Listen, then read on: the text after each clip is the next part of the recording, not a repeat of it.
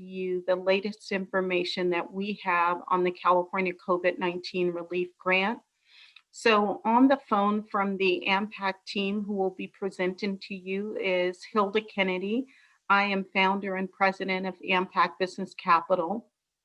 Leela Kennedy will be monitoring the chat and making sure that your questions get answered. So please send your questions using the Q&A feature on the chat or through the chat feature to the panelists.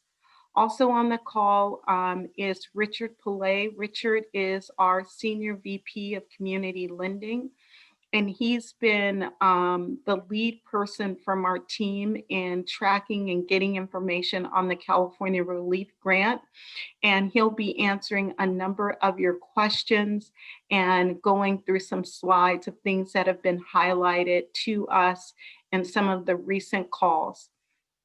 One of the things that we want to emphasize to you, and the grant administrator emphasized this passionately again today, and why they chose to distinguish themselves in administrating this grant in this way.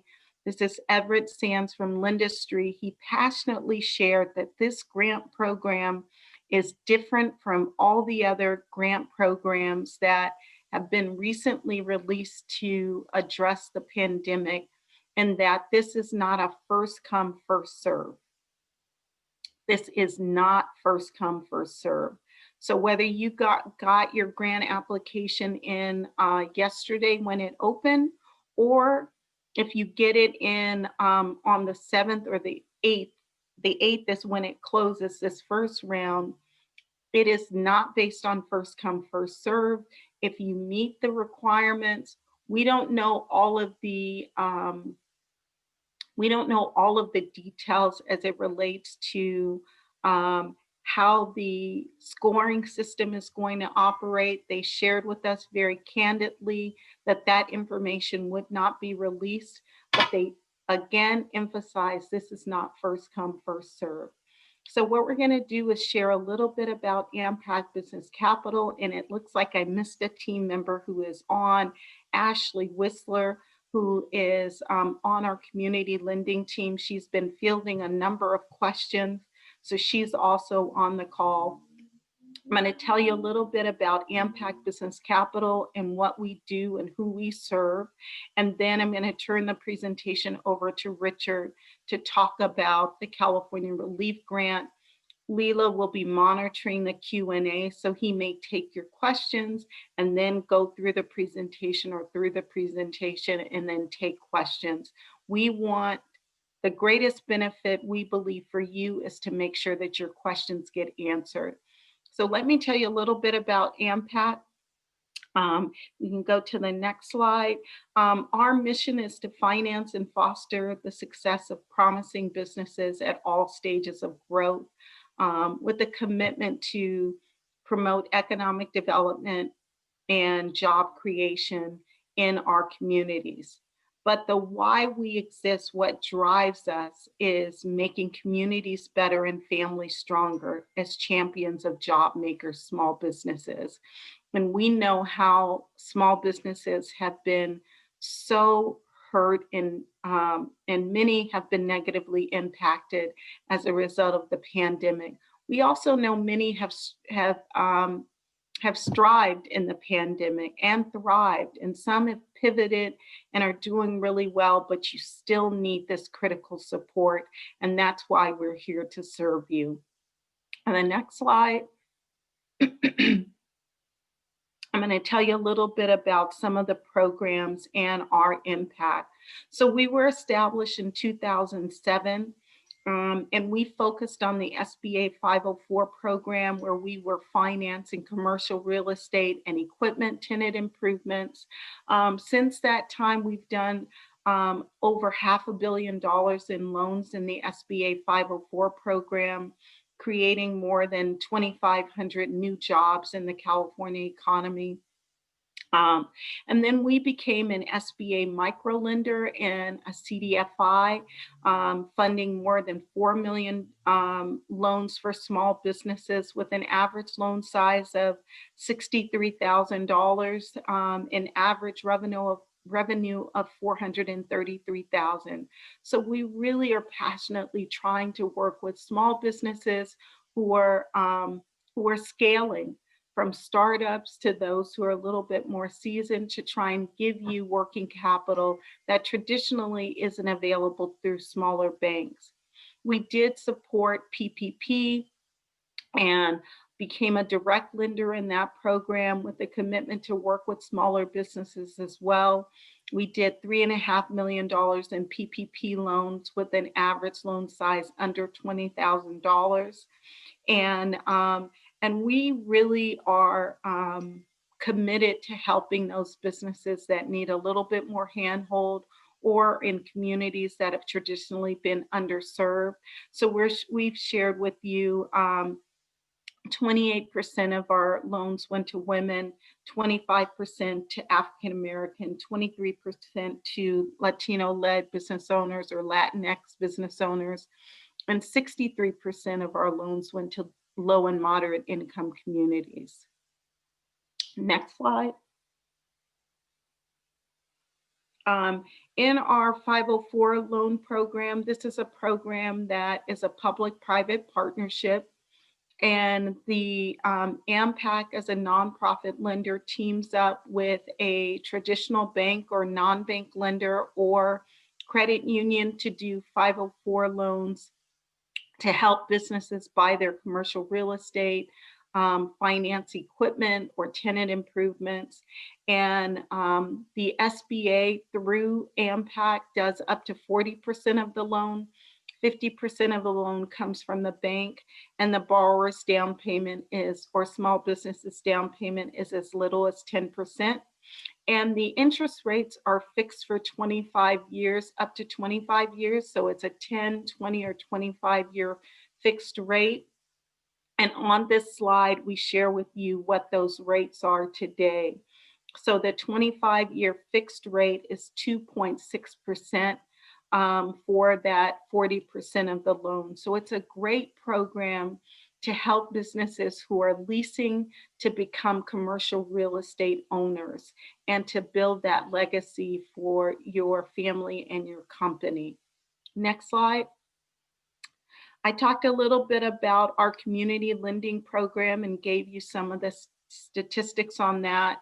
That program provides working capital, furniture and fixtures, purchase of inventory of raw materials, supplies, machinery, and equipment. And those loans are from $5,000 to $150,000.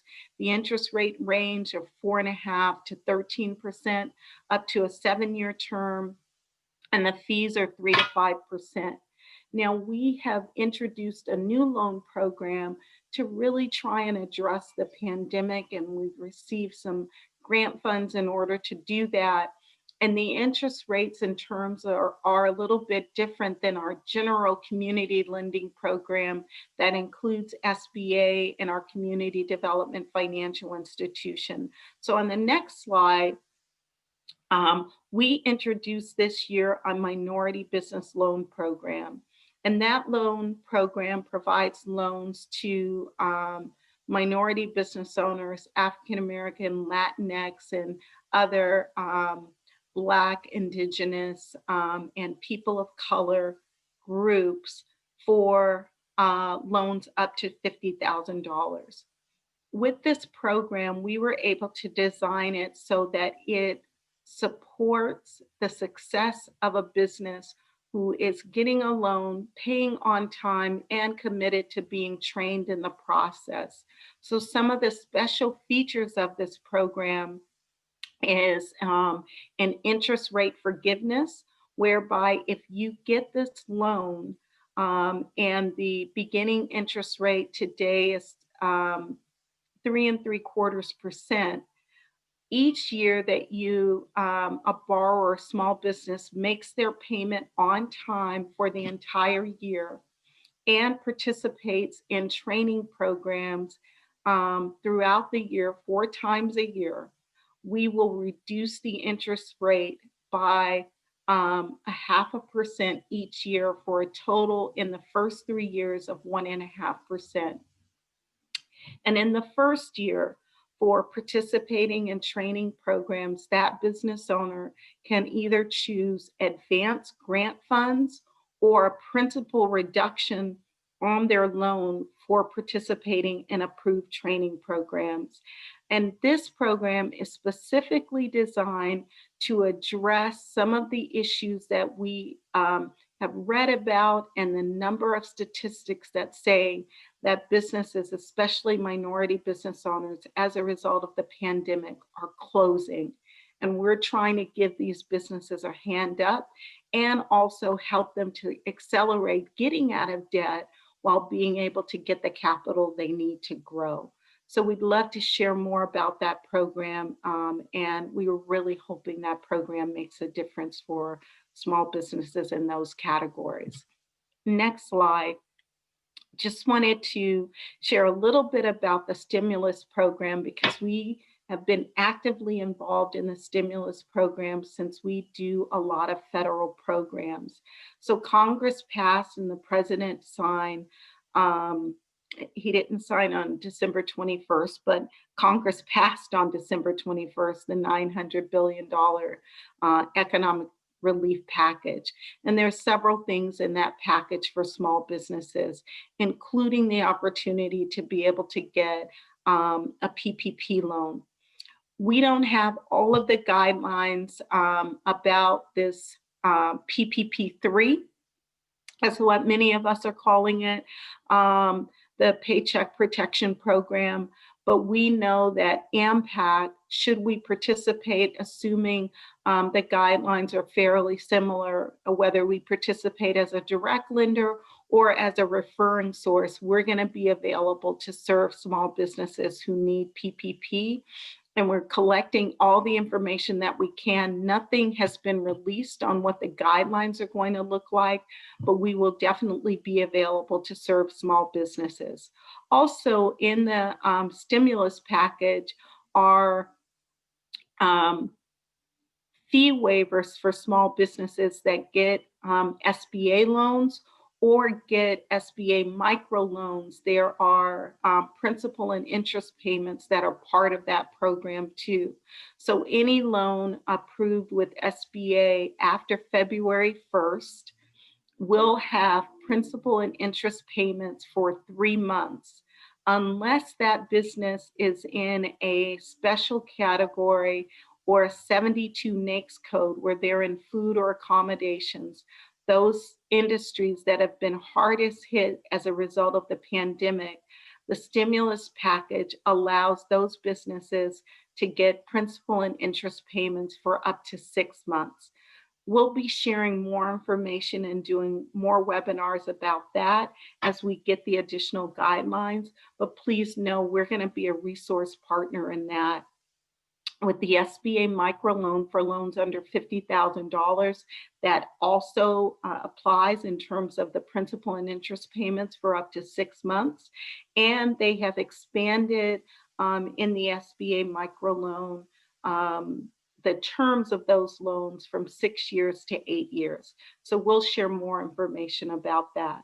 Right now, we're going to focus the rest of our attention on this grant program from the state of California, where they've allocated $500 million in grant funds to California state businesses. Again, I want to emphasize as I turn this over to Richard, that this is not first come, first serve. This is get your application submitted, and the state of California is interested in helping California small businesses get served. So Richard, turning it over to you. Okay.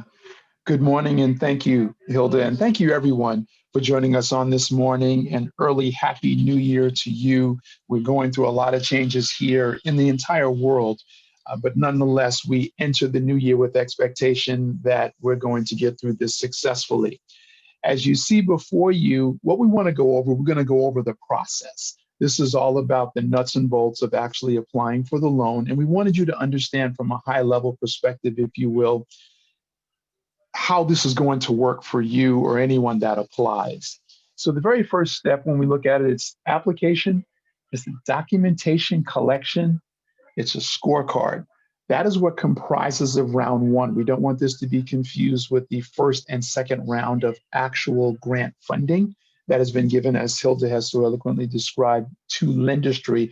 There will be 2 rounds of grant funding, but there are 2 rounds within each of those processes. So this is this round. So let's scoot ahead to where it says what happens at the end of round one. You're either going to receive notification that your information has been, not either, you're going to receive information that your validation is approved, your grant agreement and W-9 are also been validated. The information is factual and correct, and ultimately the reward is distributed to you. We were preliminarily told, but we don't have an exact date as to when awards will be given, but Lendistry is saying expect sometime within 30 days of the grant closing. So that's January the 8th is when this grant closes. We'll go through what happens in the processing, but basically you can preliminarily look to receiving something in the way of notification and funding by February the 8th. But we're asked not to hold them to that because it's all a matter of how the system processes out, but this is the expectation. There are other people that will not be approved in the very first round for whatever reason. They will be placed on a wait list. The wait list means you're automatically going to the second round. So if you get information that says you weren't approved for this particular grant at this time, do not feel like all hope is lost. You have the opportunity to enter the next round. It will automatically happen for you. So you will be notified again that you are in the next round. You've been waitlisted, and you'll be going to the next round. So don't worry about having to apply again.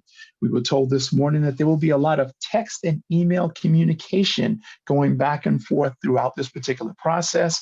They expect you to be contacted, believe it or not, about 38 different times with notifications and information. So you're always going to be kept up to date as of the progress of your application and the whole program along the way. So please bear with those. Do not say, no, I don't want these text messages. Just bear with it. It will pass through the process, and it's necessary because we want to thoroughly keep you informed. And then finally, there are those that during the process in the first round will not be selected. You don't meet the program's minimum requirements. Because of that, you're out of the program, and we suggest that you continue to look around. There will be other opportunities. PPP, as Silva has already expressed, PPP 3 will be introduced at some point this first quarter of 2021. So look for that and look for other ways in which you can receive funding. Round 2. What will happen in round 2? All of those that weren't selected will move down to the wait list. Other people may apply in that particular round as well. So those that apply at that particular point, following the same process that you see in round 1, will be either approved or they're not selected. The next slide, please.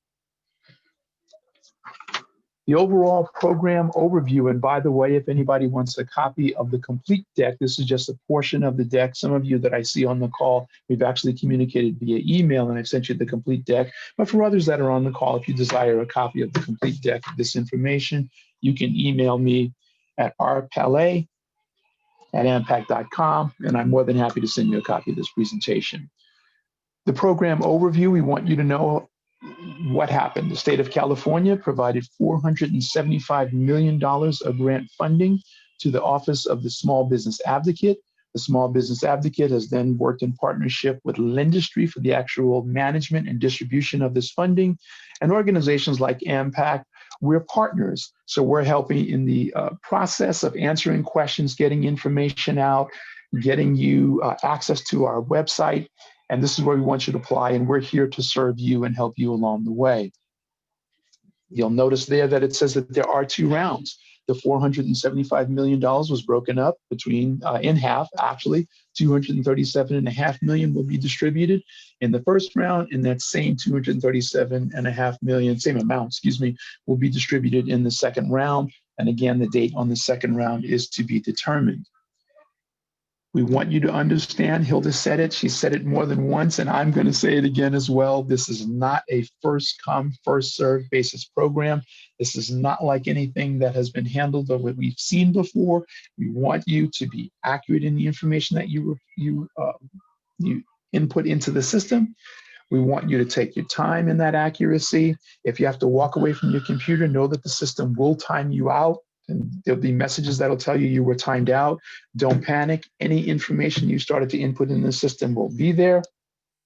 But we would ask that you have your information ready when you actually apply.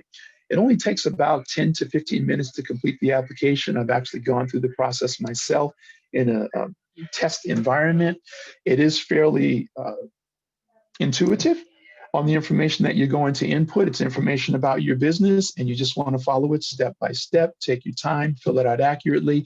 If you do need to exit from the application because you have whatever interruption that has come up, you'll see a button at the bottom that will say save for later. You can use that button. You can go back into your application. You'll be able to continue where you left off, and we'll talk more about the ending process when we get to that particular point. There is a scorecard that is actually going to manage who are the viable candidates for this particular program, those that will be actually awarded the grant.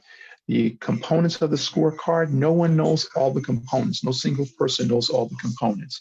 What we know is that there are several high-level points in the scorecard that were emphasized by the California Relief Grant. We're looking for those. In particular, we're looking for businesses that were negatively impacted by COVID, in that perhaps you were a restaurant, you were a bar, you were a barbershop, you were a fitness center where you were forced to shut down. So we're looking particularly, the state is looking particularly to make sure that these individuals are reviewed. We're also looking at the status of the particular business. What do your tax returns look like? They're looking to see how have you been impacted by this. And of course, these are just a couple of the areas in which the evaluation will take place. Other areas we don't know, but we wanted you to know that the program is particularly trying to help those businesses that were most adversely impacted. And then, of course, there will be others that might have been impacted not quite as dramatically, but yet can still have an opportunity to grant. Next slide, please. Those who are eligible to apply. There are some high-level points, as I've done with the other slides, I will do here. We're looking for active for-profit and nonprofit businesses that have been in business operating before June the 1st. Someone asked me a question earlier about acquiring a business and started to operate on June the 5th. I did share with this person, I'll share with the rest of you, the term operating doesn't mean you're physically open at that particular point in time, but it means that the business was established, and it's really considered an existing business. So even though this new owner had taken over the business and opened their doors on June the 5th, this was a previously established business. That is what we're focusing on when we're looking for that. We're looking for the business was established prior to June the 1st, because this program is not for startups. And those businesses that were established prior to June the 1st probably have suffered some impact, and therefore the grant is available to try to help them carry through. You can provide 2018 or 2019 tax returns or your Form 990. You can provide that to the system. You need to provide the entire tax return, please, everyone. We're getting applications that someone is sending just the first 2 pages of their tax returns, or they're sending the Schedule C or Schedule E or some attachment. You must provide the entire tax return. The gross revenue figures that you will be entering into the system when it asks, those gross revenue figures will correspond with the tax return that you submitted. And notice I said gross revenue. So that's the top line of your tax return, not the bottom line. We're not looking to see what you reported to the government as your ultimate income in the business, income or loss. We're looking to see what was the revenues of that business.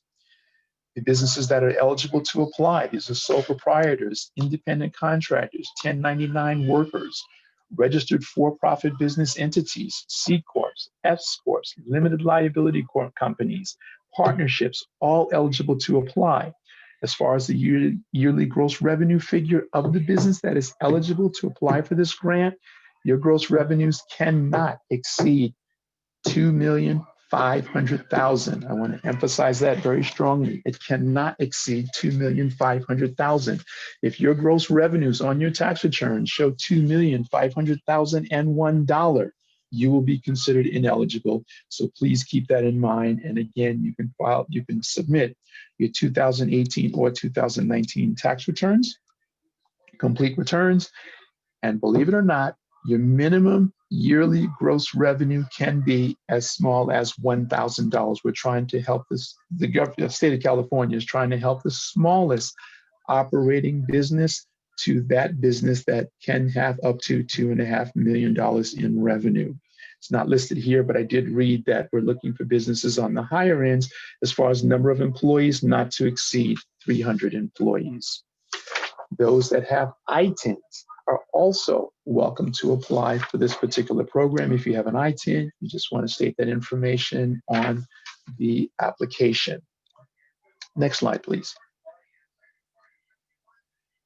Some ineligible businesses are listed here. So businesses without physical locations in California. I've had numerous calls and emails where people are asking, well, we established in Delaware, we operate out of Delaware, but we sell goods in California. That's not what we're looking for. Commerce in California, we're looking for you to be located here in the state of California, even if you establish your business outside of California, Delaware, Nevada, or some other state where there are tax advantages. The program understands that. That's not what's important. It's just this is a California COVID-19 relief grant. We want to help those that are actually have residence business here in the state of California. Government entities and Native American tribes can also apply. Elected officials' offices can also apply. Business primarily engaged in political or lobbying activities, regardless of, oh, I'm sorry, these are ineligible, excuse me, cannot apply. Oh boy, I didn't have my cup of coffee. I was just about to stop Thank you, you. Richard. I was like, Thank no, you. no. He means cannot, cannot. I am so sorry. I'm looking right at the words at the top. Thank you, Hilda. Ineligible businesses, but the coffee has not kicked in. Maybe because I haven't drank it. It's just been water trying to keep my mouth from being dry. So these are some of your ineligible businesses. Excuse me, ladies and gentlemen. And again, thank you, Hilda. Churches and religious institutions, the list is quite lengthy, but some of these are obvious. And then some, when you get to businesses of prudent sexual nature. So those, any business, the easiest way to describe this is if your business is not, in the eyes of the federal government, allowable. So yes, this means cannabis. I had somebody write me to ask about cannabis businesses. In the eyes of the federal government, it is not a legal business for them in terms of you can operate, but it's not one that they could support with federal funds. So if you bear that in mind, if your business is outside of that, those particular areas, you will be absolutely fine. If we can go to next slide, please. Eligible use of funds. One thing we want to emphasize here is that the uses, if you've gotten EIDL or you've gotten PPP in the past, maybe you've used it for payroll, you've used it for some other setting up your business to have the plexiglass, etc. You don't want to say you want to use these funds for that particular case. You want to use it for something else in your business. So I wanted to emphasize that. All employees' expenses, including payroll costs. So if you didn't use payroll the last time, you can certainly use it for this time.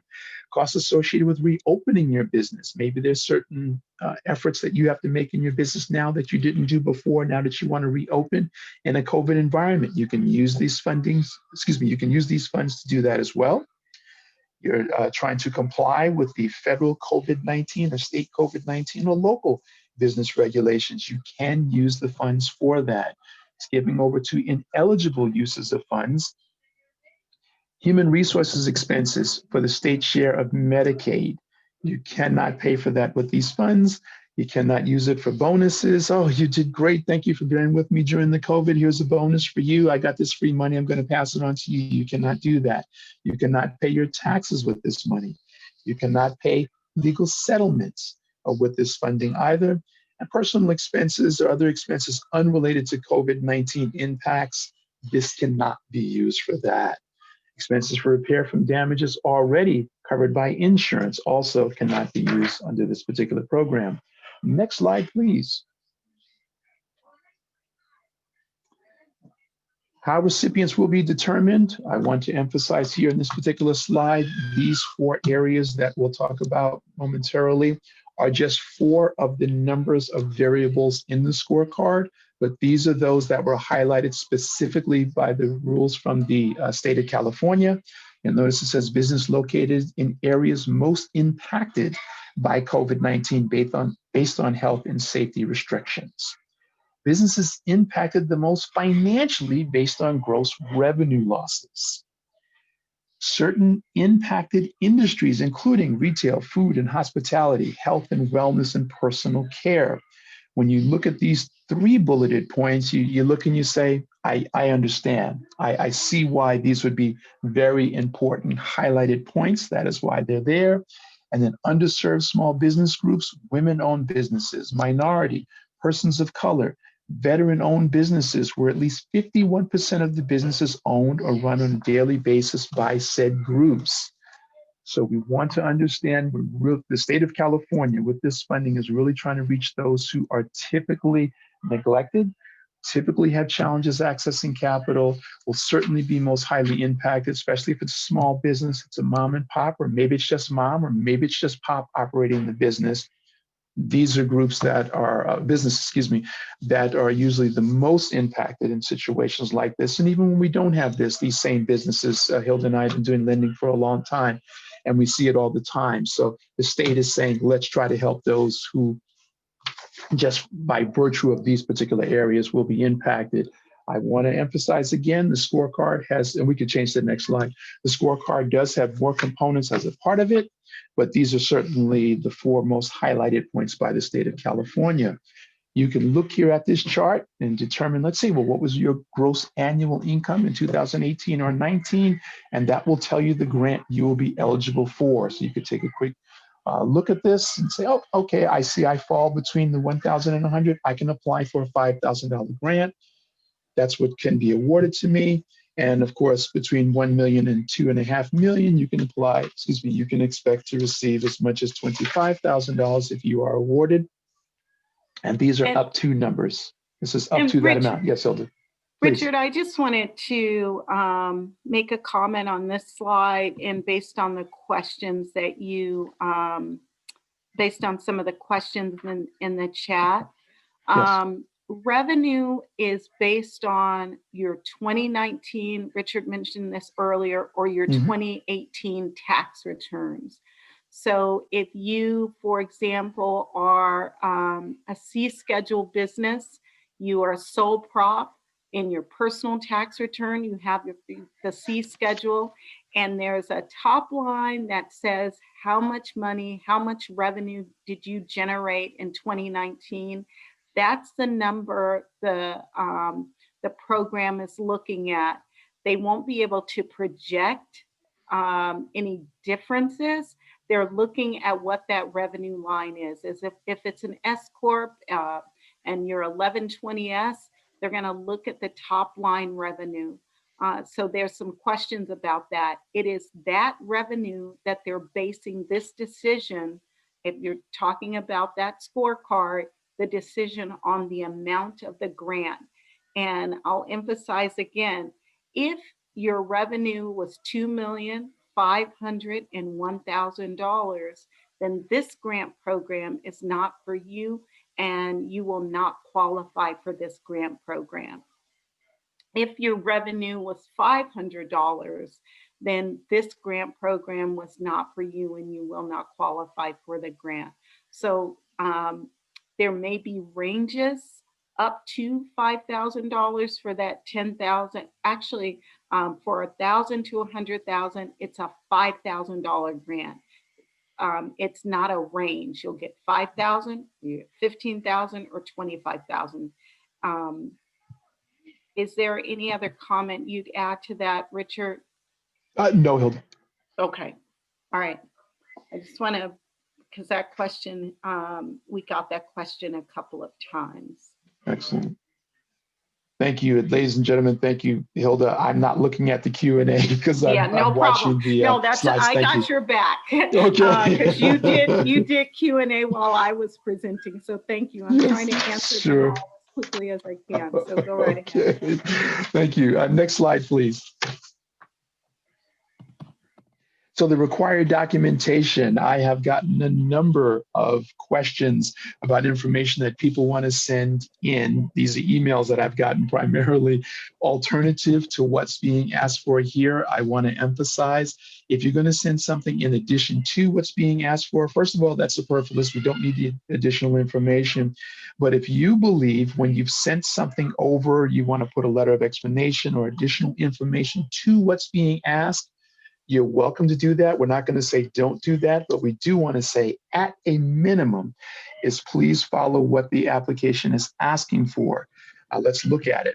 It says grant application. You're going to complete a grant application online when you go in. Again, as expressed earlier, probably about 10 to 15 minutes to fill out the application. This is not assuming an uploading process, but this is just completing the application. The information is straightforward.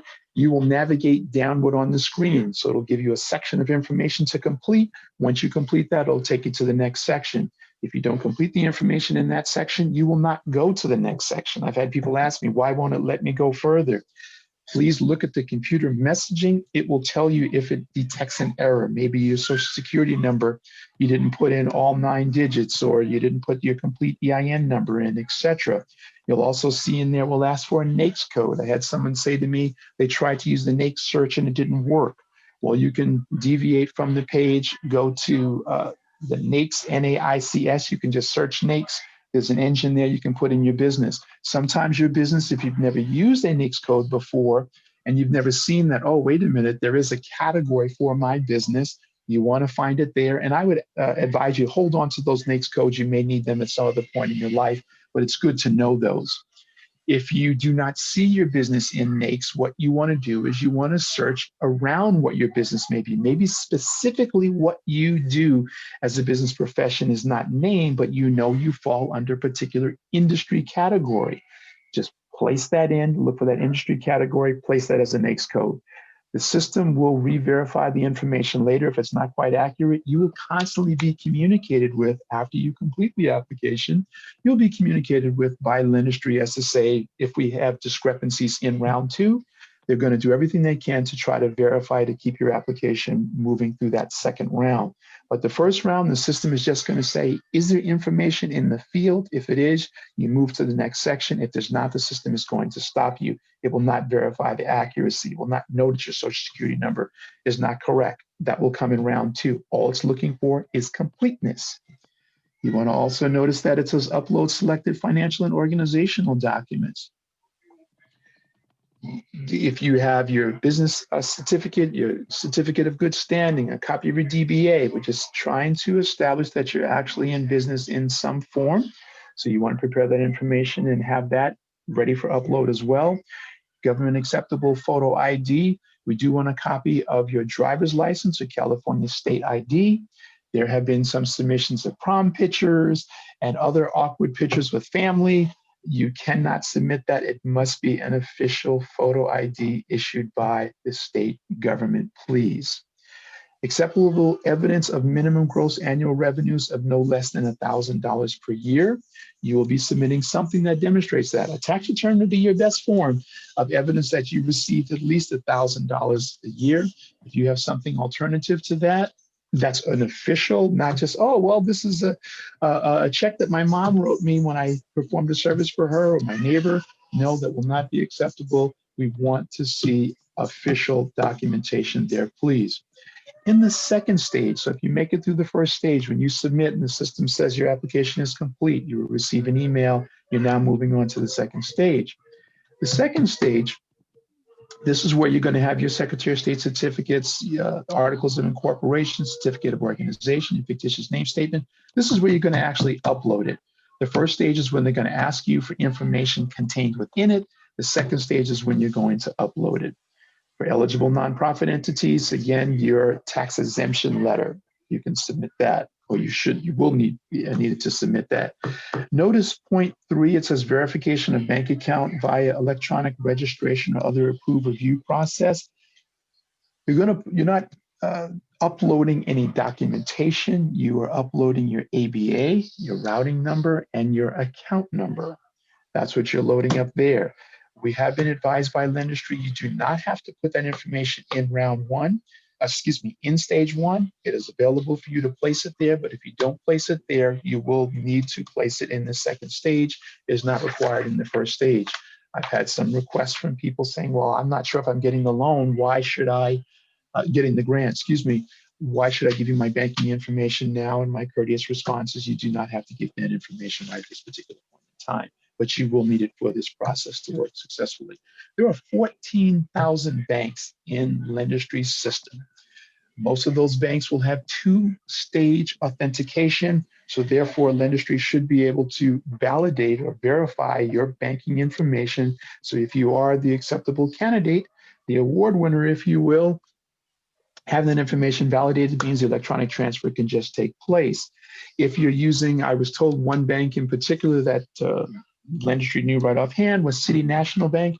City National Bank has a 3-step authentication process, so that will be a little bit more complicated to work with, but do know if that is your bank, you may want to contact Lendistry directly and ask, because what they're saying is you have to release your verifications, you have to give authorization to Lendistry to actually make a transfer to your account. You authenticate that through your bank, it is not through Lendistry. Next slide, please.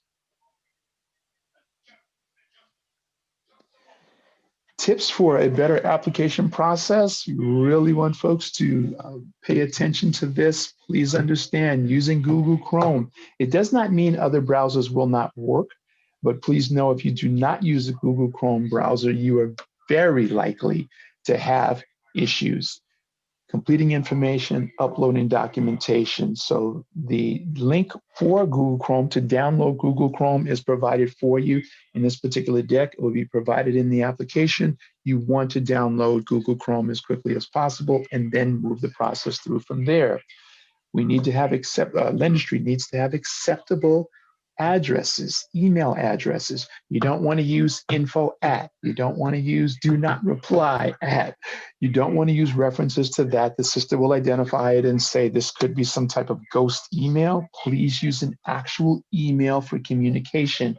If it's a new email that you create just for this process and you ultimately no longer use it following this process, that is acceptable, but we just need to make sure you're not using those ghost emails for this particular purpose. We understand spamming, but for this particular process, we do need a valid email. I don't want to beat a dead horse, but I do want to emphasize that because some challenges are popping up already at Lendistry's end, which would just bring problems for you later. Scan your documents properly. Maybe you don't have a scanner at home. You don't want to go down to Kinko, especially in this environment, and pay money to scan your documents on a device there for this particular process. They have offered other ways in which you can scan from your actual devices, from your phone. You can use your phone. Genius Scan and Adobe Scan. Adobe Scan was recommended as a more proficient application to use on your phone. However, you're welcome to use Genius Scan as well. But again, the downloads are there. You can operate this from your phone. Next slide, please. Tips for a better application process. You'll notice to your left, what do we want to see? A nice, clear copy of the document placed on a surface that does not have any color around it, so it's not a distraction to the computer lens that's reading this information. You'll notice on the right some examples. Someone put it on their lap, someone put it on a placemat, held it up against the window, got it a little crooked, had their mouse cursor, etc. I think you get the picture. You want to make sure it's clear, solid background and a clear photograph of your document is taken to facilitate a smoother process. And next slide, please. Furthering the process with tips. Prep for application certification. You will see after you complete your information and you put into the system, because people have been asking what is application certification, there will be a form that you do want to download this form because you do have to answer this and you do have to submit it back. But it's just going to take you through section by section, and pretty much you're certifying, yes, it's me that I put this information in. It is indeed accurate information. And in fact, if we skip to the next slide, if it's possible to make the screen just a little bit bigger, the presentation of this particular slide, don't worry about the fact that it says nonprofit business at the top. There we are.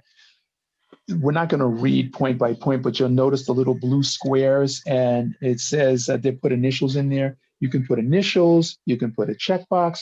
What you're doing is you're answering the statement saying, yes, I certify that this is true and correct about the application or about me or about the information that has been submitted in the process. That is the application certification. At the end of it, there will be a place for you to type in your signature, and that'll be on, next slide, please. You notice on the right-hand side, page 4, this is where you're then going to populate your information and again, you're certifying that all the answers you gave to the questions were true and correct. All the information that you submitted is truly yours, and you are saying, this is me. Next slide, please. What it's doing is we're going to, it's for-profit and nonprofit. You will see those certifications depending on your institution structure. That certification will follow either one. Finding a grant. Now we're moving into the beginning of the process. After you've completed all this information, you are, oh, I'm sorry. This is when you're entering the system for the first time. When you're entering the system the first time, the first step. Yes. I'm sorry to interrupt. I Please. just want to mention something since it's hot off the press and you just talked about it regarding the certification, because I've received several questions about this and wonderful. Probably several other people on our team. On that certification, once you complete the certification, that is a document that you have to print, sign, and scan with the upload that Richard is going to be getting to. I've had questions from people who have gotten to the certification screen and they weren't sure what to do next. One person tried to save it onto their desktop and then noted that the information remained blank even though they had completed it. I'd recommend that you try and print it after you've completed it, print it, and then prepare to scan it. And there's even scanning app options if you need to get that on your phone so that you can be prepared to upload that document. But that certification document does have to have your signature on it. That will be scanned and uploaded at the time that you upload your forms. So go on and continue, Richard. I did want to emphasize that. Thank you, Hilda. Find a grant. This is the opening page of the application.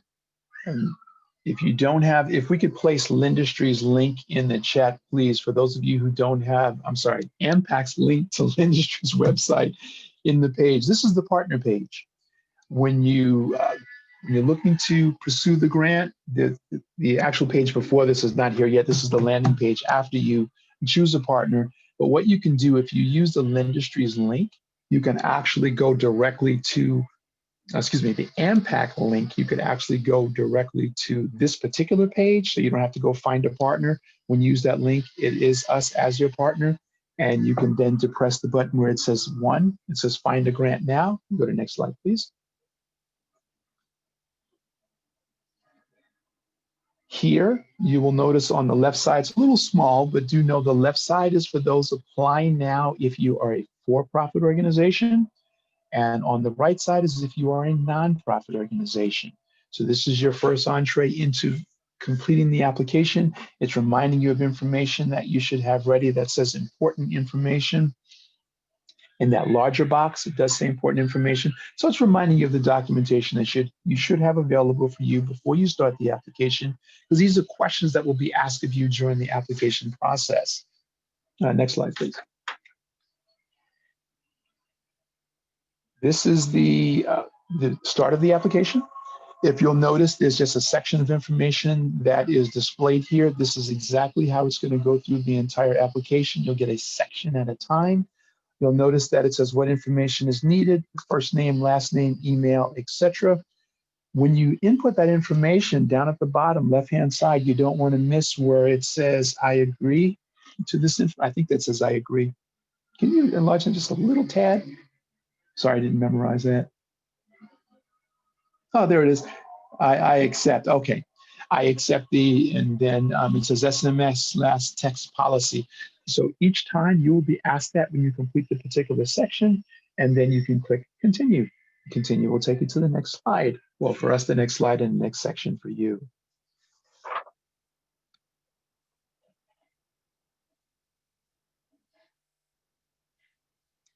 Thank you. Owner details. Again, additional information about you. You will fill this information out completely. Please do not forget to check the box. When I was doing this, I was moving right along and I kept pushing the little purple save and agree, and it wasn't moving the page forward. It's because I neglected to check the box. Please make sure you check the box accordingly. Terms and conditions, as it's showing on the right side. Again, you're saying, okay, you're pushing the button, save and continue, and I'll take you to the next slide or the next page section. This is your business information. Notice on the left-hand side what information is needed: your business name, your DBA, your business EIN, business phone number, business type, etc. Please pay attention to fill this information out accurately.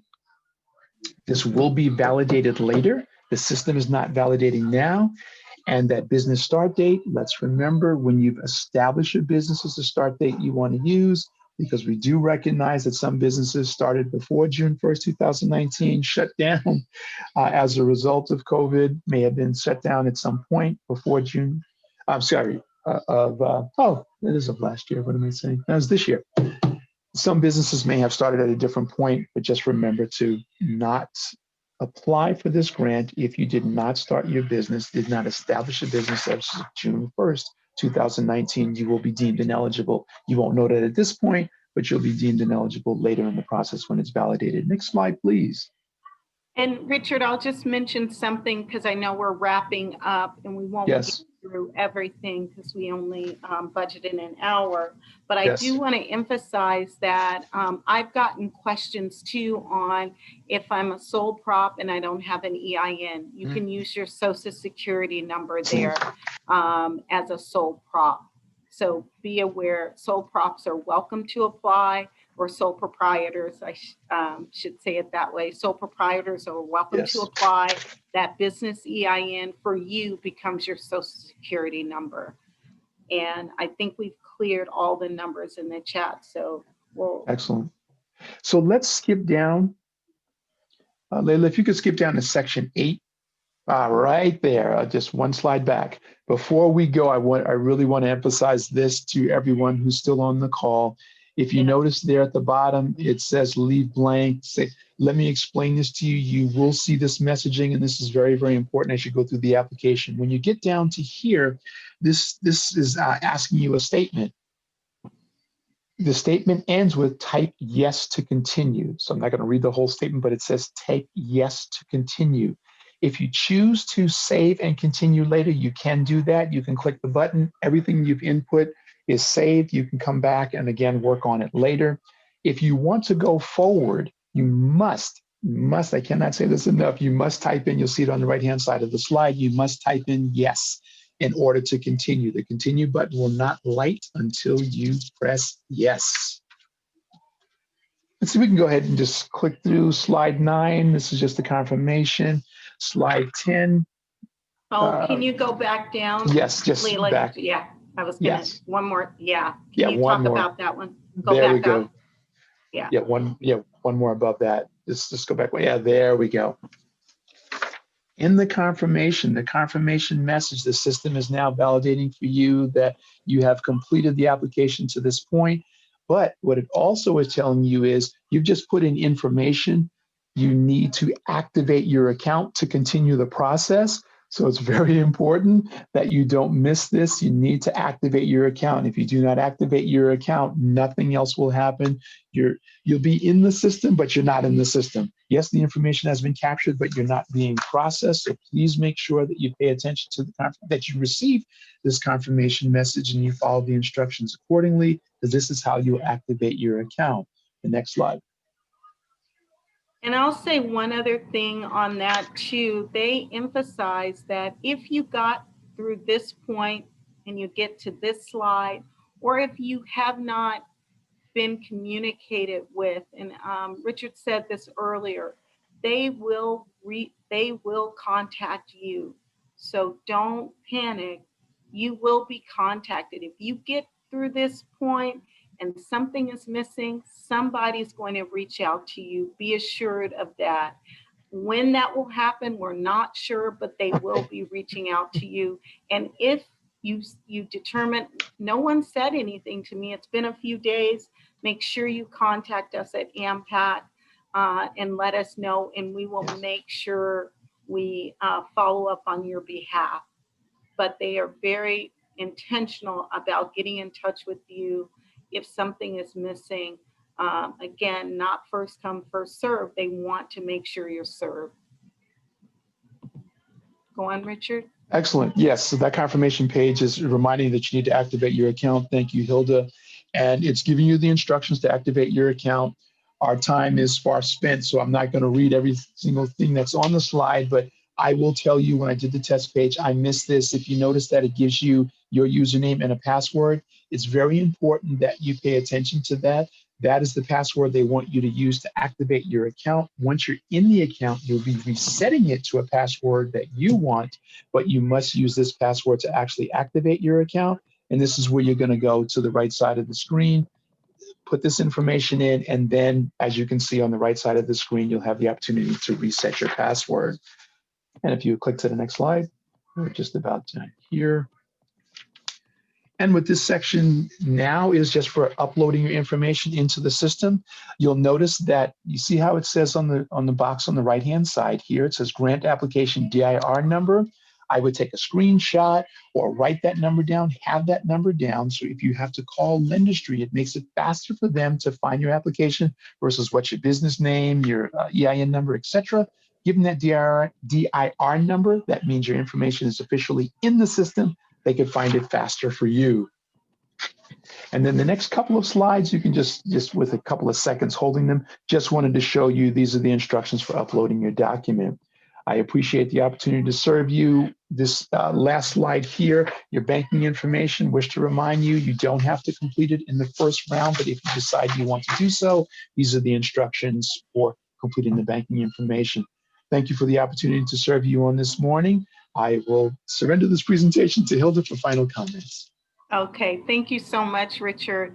And you know or hopefully you know that we will be doing another webinar like this and doing a Q&A session as well. That information will be sent out and will also be on our website.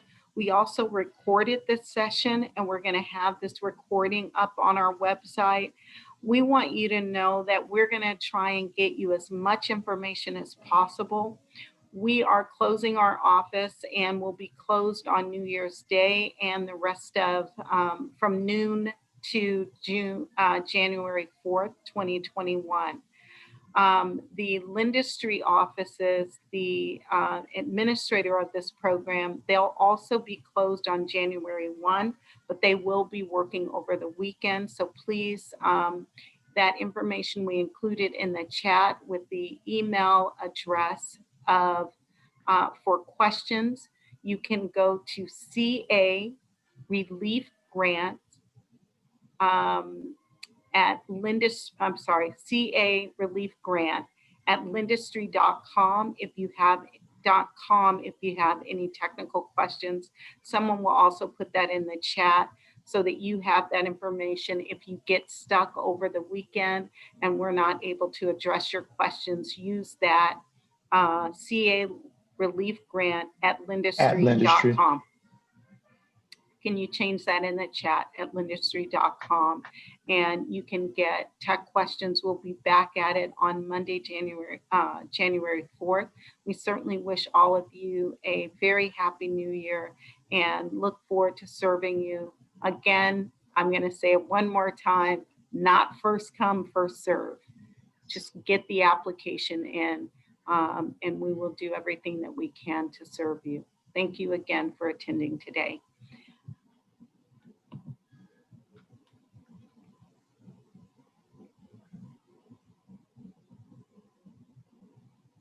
There's a couple of more questions in the chat that we'll try and answer. Otherwise, you can email us.